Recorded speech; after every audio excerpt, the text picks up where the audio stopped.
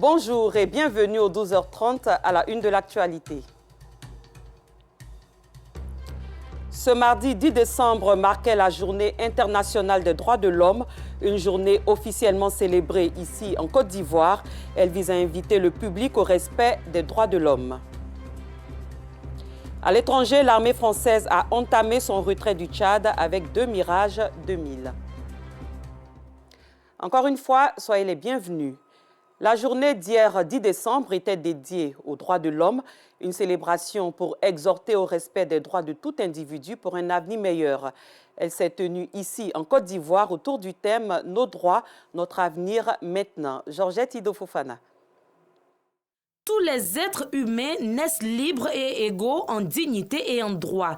Ils sont doués de raison et de conscience et doivent agir les uns envers les autres dans un esprit de fraternité. Tout individu a droit à la vie, à la liberté et à la sûreté de sa personne. Ces articles, issus de la Déclaration universelle des droits de l'homme, sont passés au peigne fin à l'occasion de la célébration de cette journée commémorée ce 10 décembre.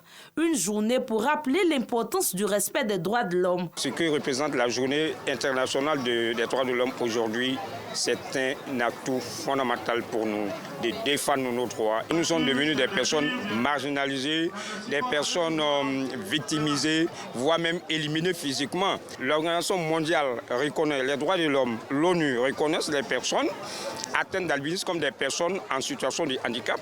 Dans le jargon même des personnes handicapées, nous sommes encore marginalisés. Que le regard, le comportement de la population change à l'égard de l'ensemble des personnes handicapées, mais plus spécifiquement des personnes atteintes d'albinisme. C'est un plaisir pour nous d'être présents parce que ce que nous faisons, c'est comment est-ce que défendre les droits des victimes des crises ivoiriennes, comment est-ce que aider les victimes à avoir la réparation, comment est-ce que les accompagner. Si aujourd'hui, le 10 décembre 2024, c'est la journée internationale des droits de l'homme, nous sommes contents d'être là parce que les victimes aussi ont droit à ça. L'événement est marqué par la présence du corps diplomatique, des guides religieux, des chefs traditionnels et de la société civile. Placée sous le thème « Nos droits, notre avenir » maintenant, cette édition 2024 veut mettre l'accent sur la nécessité de la protection des droits de l'homme tout en garantissant un lendemain meilleur. C'est un thème qui est très puissant, qui pousse les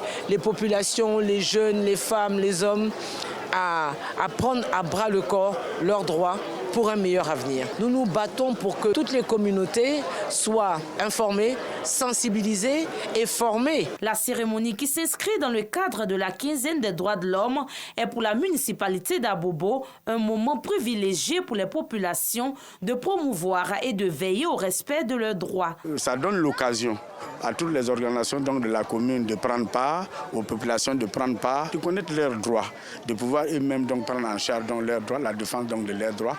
En même temps aussi, ceux qui seraient tentés de ne pas respecter les droits, donc, ça attire aussi leur attention.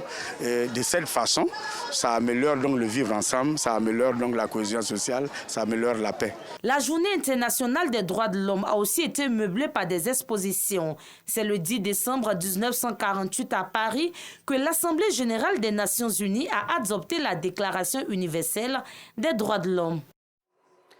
Yamoussoukro, communément appelée capitale politique de la Côte d'Ivoire, a mal à une partie de sa voirie, notamment à la sortie centre-ouest en direction de la ville d'Oumé sur l'axe Sopim-Belleville, une voie totalement impraticable.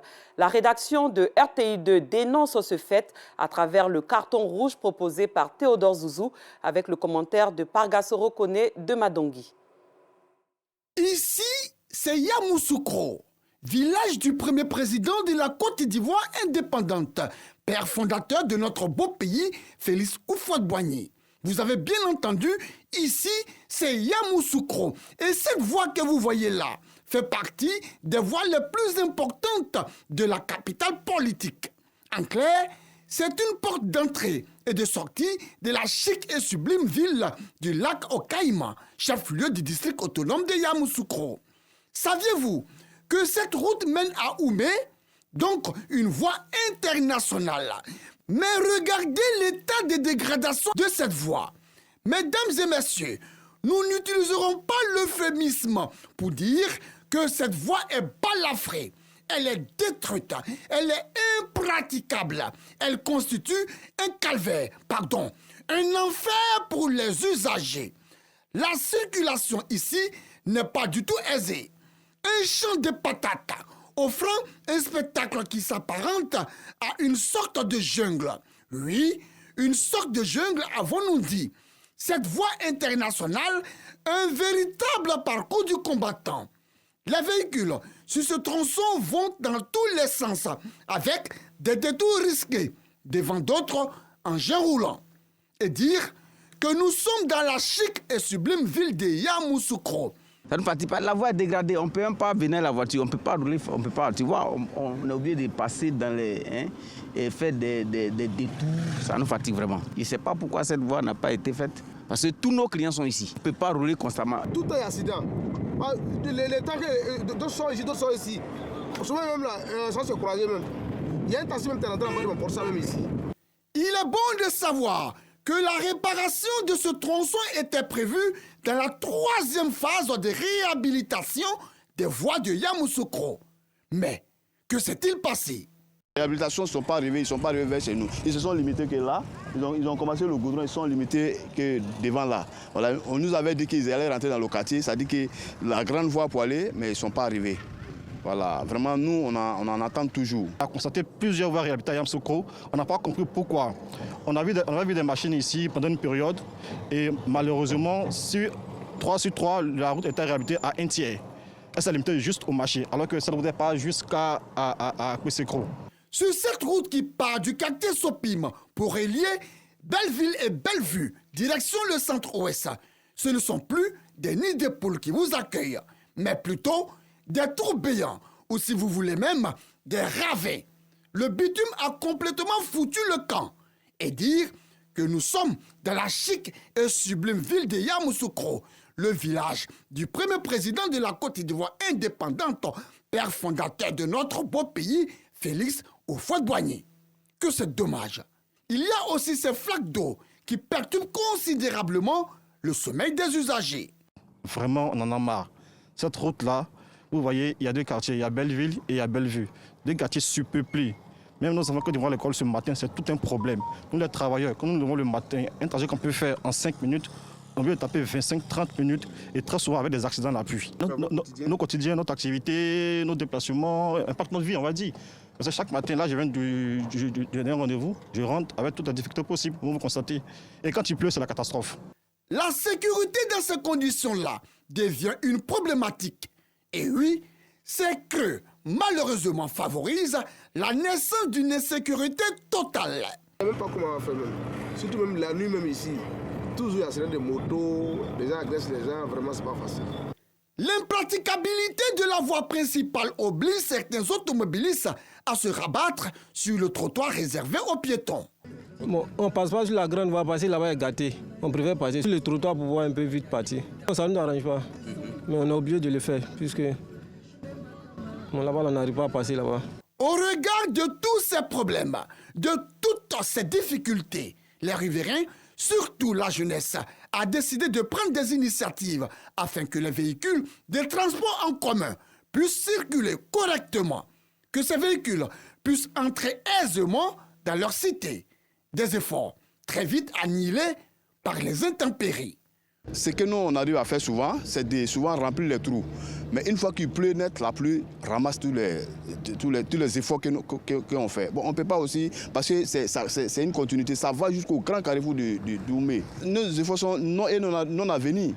Pire, pour les usagers de cette voie, l'érosion, une menace plus imminente. L'érosion détruit progressivement les installations du DALO, facilitant le drainage des eaux usées sur le bitume. À ce stade, une question nous traverse l'esprit. Question adressée à l'Agéroute.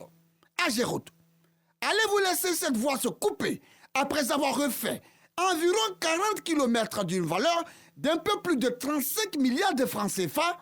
Non, non et non. Il faut éviter à tous les prix que cette voie se coupe. Agéroute, les populations et les automobilistes souffrent de cette voie impraticable, ce, depuis un long moment. Depuis que les travaux sont arrêtés, plus de machines en vue.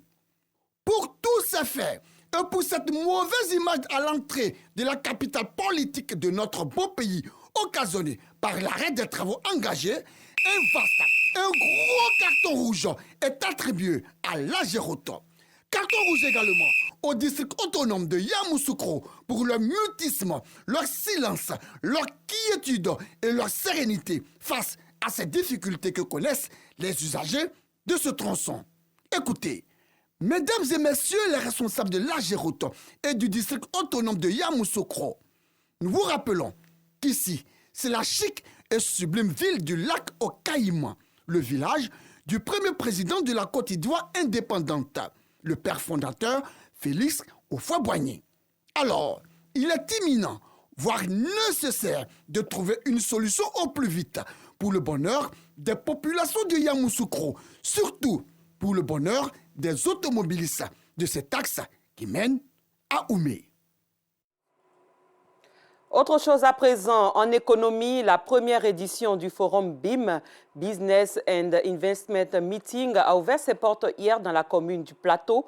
Ce rendez-vous d'affaires vise à établir un pont entre la Côte d'Ivoire et l'Inde dans le secteur de l'agro-industrie.